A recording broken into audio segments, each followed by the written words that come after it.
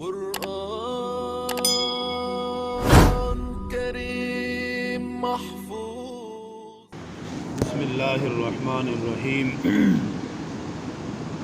بہت سے غریب اور خستہ حال ایسے ہیں کہ ان کی برکت اور دعا سے اللہ پاک دوسروں کو رزق عطا فرماتے ہیں۔ حدیث مبارکہ عن مصعب بن سعد قال رأى سعد ان له فضلا على من دونه فقال رسول الله صلى الله عليه وسلم هل تنصرون وترزقون الا بضعفائكم رواه البخاری۔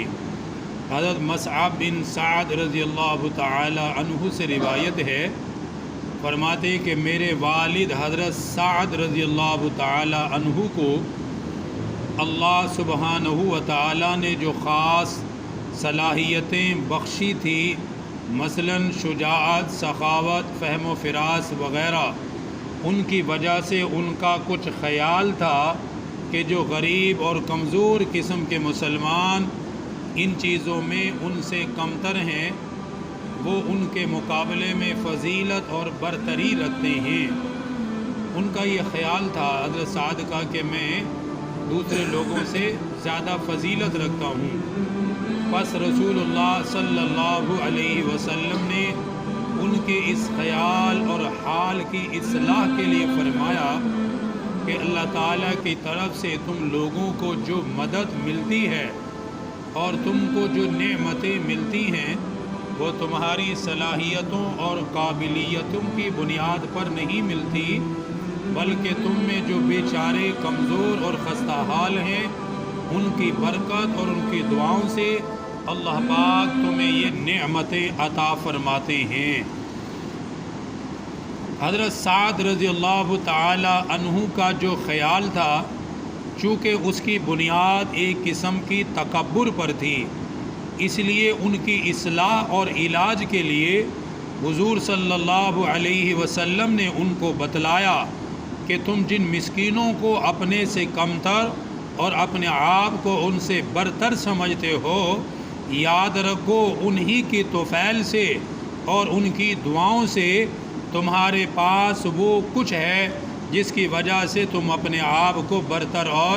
فضیلت والا سمجھ رہے ہو۔ حدیث مبارکہ میں سرکار دو عالم صلی اللہ علیہ وسلم یہ بات ارشاد فرما رہی ہیں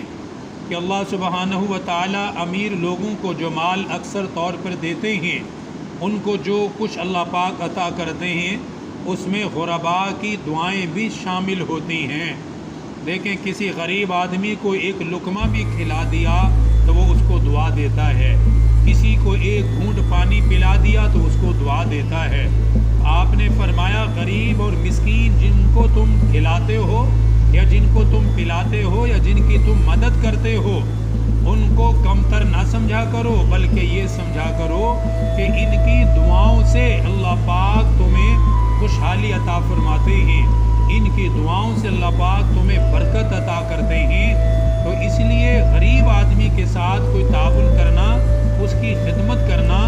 یہ سمجھ کے کرے کہ اس کی دعا مجھے لگے گی، اللہ پاک میرے حال کو مزید بہتر فرما دے گا۔ کسی غریب آدمی کو یہ سمجھ کے نہ کھلاؤ اور پلاؤ کہ اسے کمتر سمجھے یا اس کو حقیر سمجھے یا اپنے آپ کو اس سے زیادہ بڑا سمجھے، یہ تکبر کی علامت ہے۔ ایسا صدقہ کرنا، خیرات کرنا اس نیت سے اللہ پاک اس کو ہرگز قبول نہیں فرماتے۔ دیکھیے اپنے صحابی حضرت سعد رضی اللہ تعالی عنہ کی آپ صلی اللہ علیہ وسلم نے کس قدر اصلاح فرمائی۔ فرمایا کہ اپنے سے کمتر لوگ، یعنی جو مال میں کم ہیں یا شجاعت میں کم ہیں یا سخاوت میں کم ہے، مالداری میں کم ہے، ان کو کبھی بھی کمتر نہ سمجھنا، بلکہ اکثر غریب لوگ وہ ہوتے ہیں کہ ان کی برکتوں سے اللہ پاک امیر لوگوں کو رزق عطا فرماتے ہیں۔ اس لیے ہر وقت اللہ سبحانہ و تعالیٰ کے سامنے عاجزی کرے، کبھی بھی کسی کو کمتر نہ سمجھے۔ اللہ پاک دین کی صحیح سمجھ نصیب فرمائے۔ الحمدللہ رب العالمین، والصلاة والسلام علی سید الانبیاء والمرسلین ربنا آتنا فی الدنیا حسنہ وفی الآخرۃ حسنہ وقنا عذاب النار وقنا عذاب القبر وقنا عذاب الحشر وقنا عذاب المیزان وصلی اللہ تعالی علی رسول خیر خلقہ۔ ہمارے چینل کو ضرور سبسکرائب کریں، پاس دیے گئے بیل بٹن کو ضرور دبائیں۔